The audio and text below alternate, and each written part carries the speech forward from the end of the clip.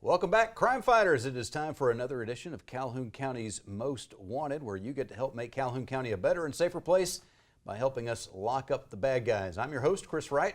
Here's the real crime fighter, Sheriff Matthew Wade. It's always good to be on the show. Thank you, Chris.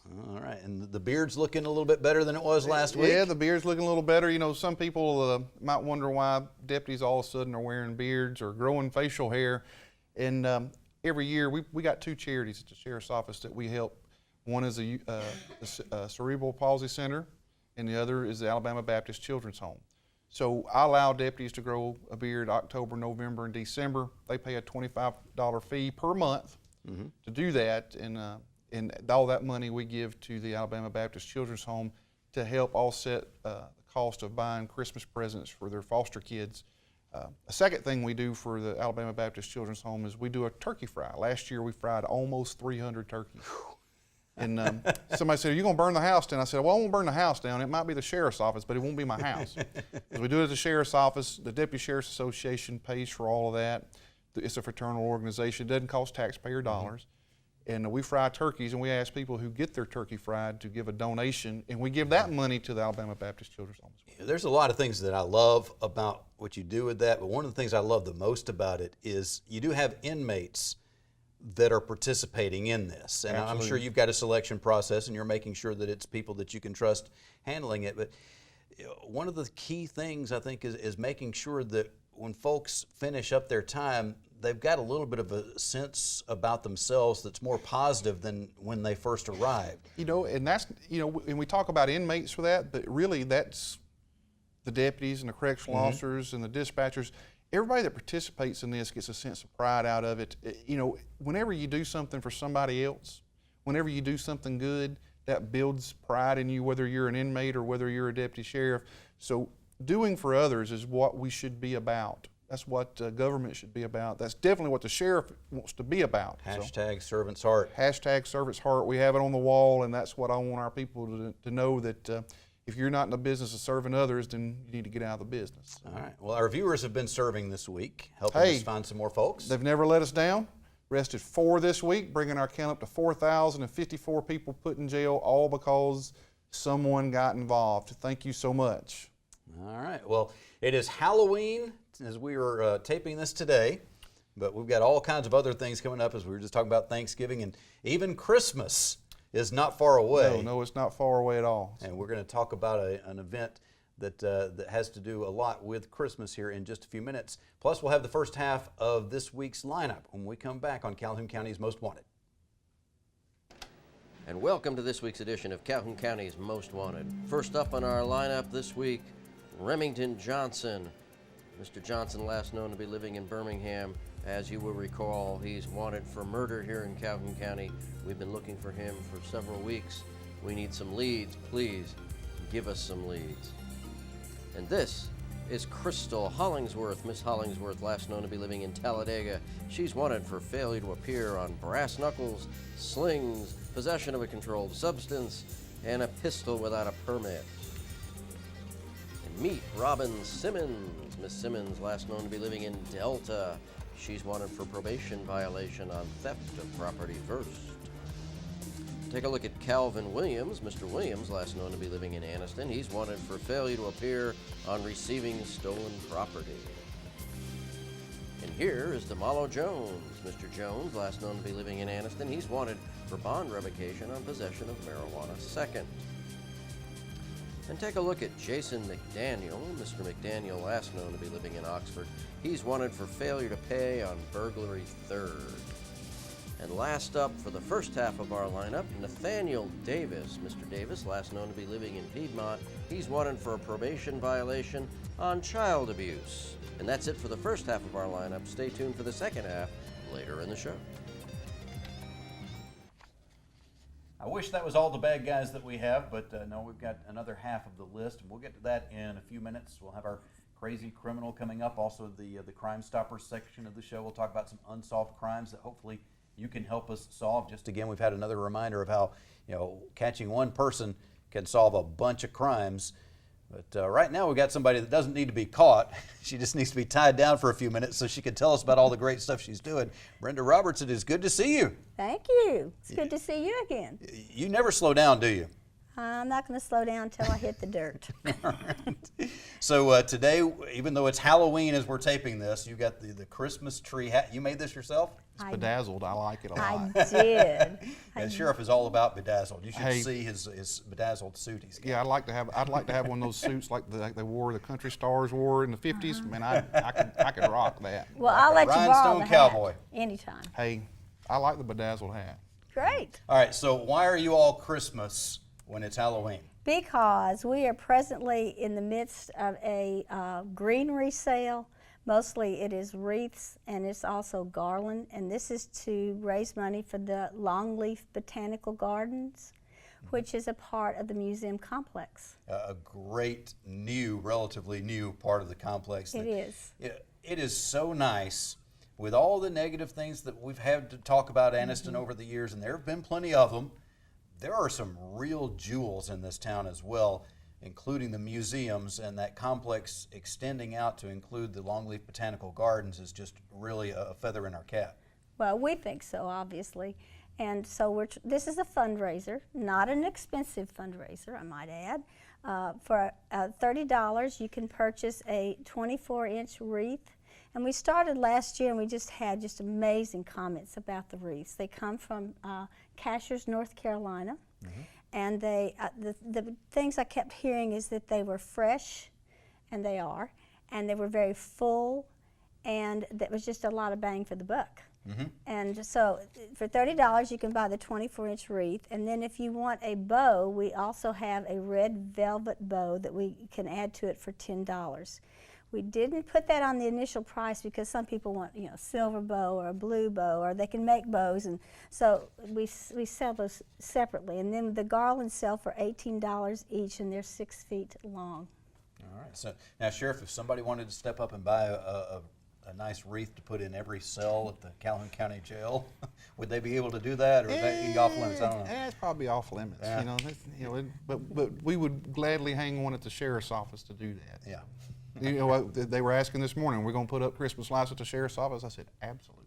Absolutely. So we're looking at that as well. Good. Well, there's nothing like the scent to me of a fresh wreath. Absolutely. When we decorate, putting up lights and pretty things to look at, that's part of it. But all of the senses are involved. And Christmas means so much to so many people for so many different reasons. But you can't really encapsulate it all in just the sights, or even the sights and the sounds. The smells and all of it really comes together to make Christmas the special time that it is. I agree with that wholeheartedly. And there are a lot of ways that you can use the wreaths. People say, well, I already have something I always put on my door. But for instance, I have the wreaths inside my home. I have a large pier mirror that goes, almost to the ceiling, and I always hang one there as you come in. And then a lot of people will use the wreath on a table and put their candles in it, like for their dining room table. So another friend of ours, Pat Kettles, who writes a wine column, she always buys about 5 or 6 from me, and she has a reindeer that's up on a cabinet, and she puts a wreath around the reindeer's neck. So you can be, creative. It's not just a wreath on the door. Absolutely. And it's going to a great cause. What are some of the things happening at the Botanical Gardens right now? Well, we're increasing our number of workshops and classes. We have a lot of rentals. What we've really concentrated on since 3 years ago was the improvement of the building. It was the old Linlock Community Center, and I have people tell me that they played basketball in that gym, which is now a ballroom. They used to have a swimming pool. We still have people sometimes that bring their suit, but that has been covered up, and that's now going to become gardens. So what we're doing is we're improving our space. We did the building so that we could start becoming income producing with rentals, and that's working. Yeah, that's definitely working. I was just at a meeting here a week or two ago with a group putting on a fundraising event for a different organization, and last year the event was at the Botanical Gardens, but we didn't book it in time, And apparently you're booking 2 years out now on some of We those are. events. And We we just are. couldn't get in. We're going to have the event somewhere else this year, but we'll be back. I hope so. I hope so. We just had a huge wedding there last weekend. So weddings have gotten real big there because a lot of people want to have their wedding outside. And we have an advantage if you plan for it outside, but you know, you can't predict the rain, that it can be very quickly, we have the space to move it inside. So that's, I don't think there's another place in Anniston that has that prerogative. All right. Well, we need to take a quick break, but we want Okay. to talk about some more things, so stick around. Thank you. And we will be back in just a moment. We'll have the second half of this week's lineup and more about the Longleaf Botanical Gardens here on Calhoun County's Most Wanted. And welcome to the second half of our lineup. First up this half, Michael White. Mr. White, last known to be living in Anniston, he's wanted on bond revocations for distribution of a controlled substance, possession of marijuana first, and use and possession of drug paraphernalia. And take a look at Cedric Davis. Mr. Davis, last known to be living in Mumford, he's wanted for probation violation on possession of a forged instrument second. And meet Crystal Lewiski. Miss Lewiski, last known to be living in Jacksonville, she's wanted for criminal trespass first. This is Matthew Pauley. Mr. Pauley, last known to be living in Weaver, he's wanted for failure to pay on criminal trespass first. And meet Darrell Bolton. Mr. Bolton, last known to be living in Anniston, he's wanted for child support, the face of a deadbeat dad. And last up for our lineup this week, Lakeisha Wilson. Miss Wilson, last known to be living in Anniston, she's wanted for non-payment of child support. We end with the face of a deadbeat mom.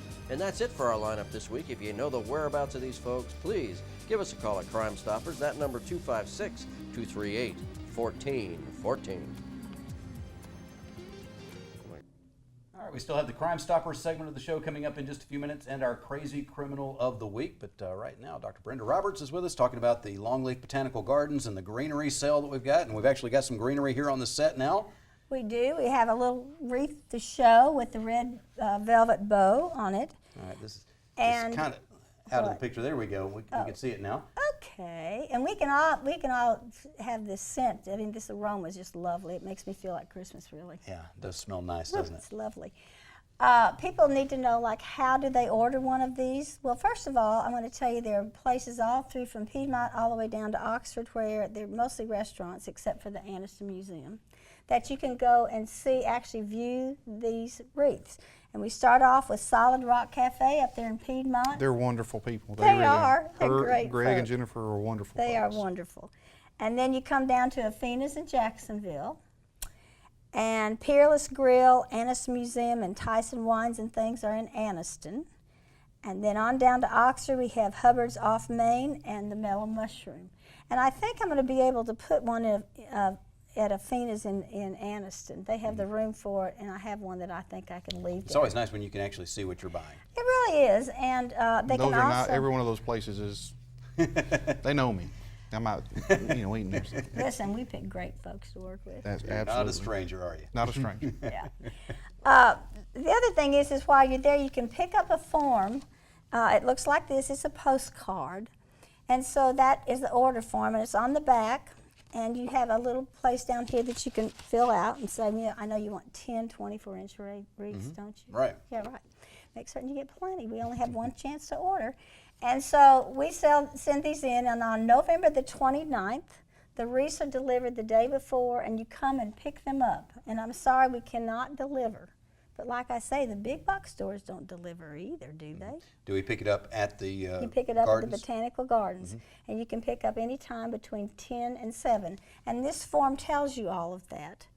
And you have until the 15th of November. After that, we can take no more orders because our vendor needs a number account. And we sold a whole lot of them last year, and she's up there making those wreaths fast as she can. I'm certain her Thanksgiving, I bet her husband cooks. What do you think? We've got some sponsors that have helped out with this as They well, have haven't we? been fabulous. They have been fabulous. We have Alabama Power. We also have the Anniston Star, Cleghorn HVAC Services, Dan Johnson Cabinetry, makes wonderful cabinets, by the way. Donna Snyder, BB&T Mortgage, and she's helped us every time. Howard Core, the maker of the violins out at Fort McClellan. Kemp and Associates, our CPAs, who'll be ready to take your tax information after the first of the year. Lighting Showroom, Randall Poe, Miller Sand and Landscape, Noble Bank and Trust, Oxford Dental Clinic, the Peerless Saloon and Grill, Southern Star Motor Company, and Southern States Bank. So we would ask that you, if you go in there, tell those people thank you. These folks are all very much community players, and what I say, they pay their community rent because they support things just like this. And you and I have been down this road numerous times with American Cancer, haven't we, Chris? We have. It's nice when we can put something beautiful into our own homes or offices, and at the same time being supporting of a cause that's putting something beautiful in our community for everybody in our community and people visiting our community to see throughout the year. Well, this will help our gardens grow, is what I tell people. Help us grow by buying a wreath, and we would appreciate you doing that. Real quick before we wrap up, what are we hoping for in the next couple of years with the Longleaf Botanical Gardens? We hope now to expand our gardens. We have gardens in the back that are lovely that the Rotary Club, the Noon Rotary Club really did all those. Not only did they purchase those, but they actually came back out and they were laborers planting plants, and just beautiful out in the back. And so we're going to continue to build our gardens. We also have a longleaf botanical trail, which has all stages of the longleaf pine, and you know that's our state tree. Great place to bring your children. So we're going to try to promote that more. So it just takes time and effort. Right, we've already got some beautiful things happening there. More's coming, and some people that don't really understand may visit and say, "Oh, this has been open for a couple of years. I thought they'd have more." You could immediately do it if you wanted to. If you had all the funding, you could immediately build up a botanical garden. But if you do it that way, you're not really doing it right. To do a botanical garden right, you got to do it in steps and kind of build and go as you're able to. Right. And you know, who knows imagine what it's going to look like there 30 years from now. I hope I look down from heaven and see it.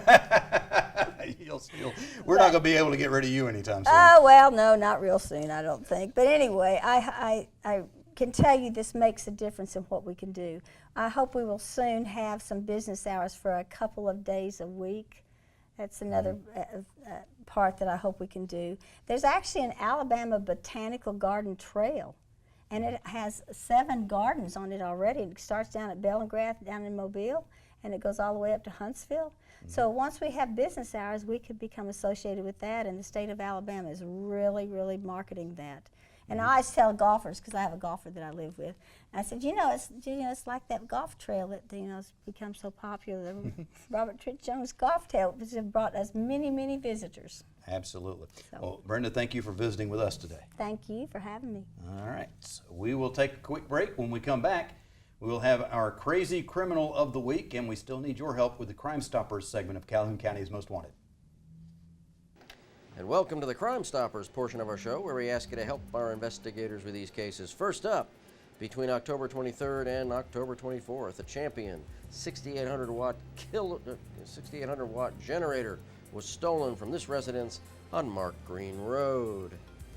And sometime on October 24th, actually that time between 6 p.m. and 6:10 p.m., a breaking and entering of a vehicle occurred at a business on the 12,000 block of Highway 431. They got away with a pink and black wallet.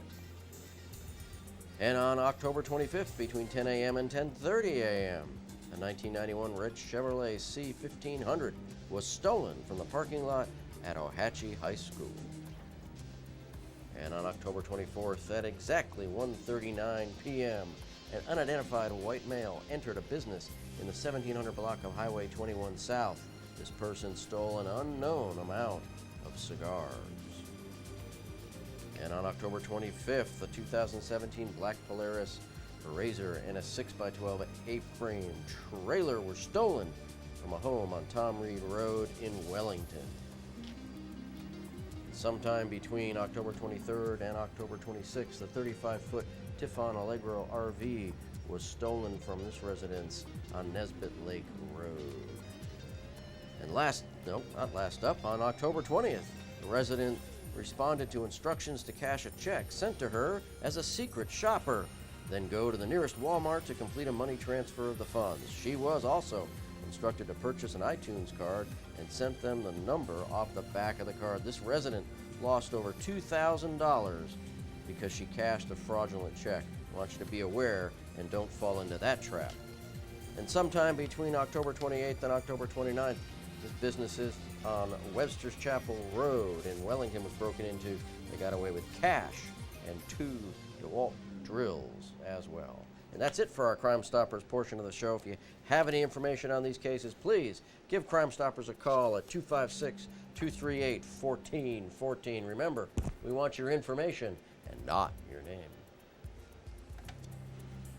Stupid! You're so stupid! All right, our crazy criminal this week, Sheriff, you're sitting at home, you're by yourself, at least you think you are.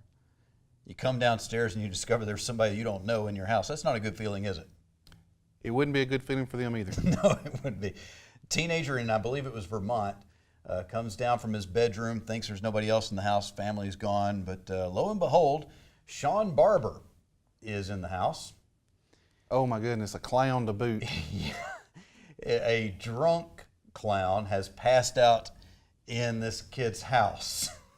You know, where was this at? I believe it was Vermont. If it was in Alabama, he would not have lived. I'm just telling you. He wouldn't have gotten a mugshot. He wouldn't have, he'd have been, no, it wouldn't have been good. A 43-year-old man dressed up as a clown and drunk, and they found cocaine on him. And He must have thought he was at home. Or at the big Probably show, did. I don't know, one of the two. Oh, it's bad enough finding a stranger in your house, but finding an adult clown stranger in your house is just Like I said, it wouldn't have been a good day for him at all. You know, not that's at bad. All right, so if you're dressing up as a clown or whatever for Halloween, make sure you go to the right house when you're done. Yes, please. We probably don't have a whole lot of trick-or-treaters watching us tonight, but Probably not. Maybe a few. So careful where we may see a few people who were watching a replay of this next couple of nights. They're just waking up and still in their costume. Keep it at home. Keep it at home. Be careful. There you go. All right. That's all the time that we have for this week, mercifully. So we'll be looking for you again next week, but hopefully not in the lineup and hopefully not in a clown costume on Calhoun County's Most Wanted.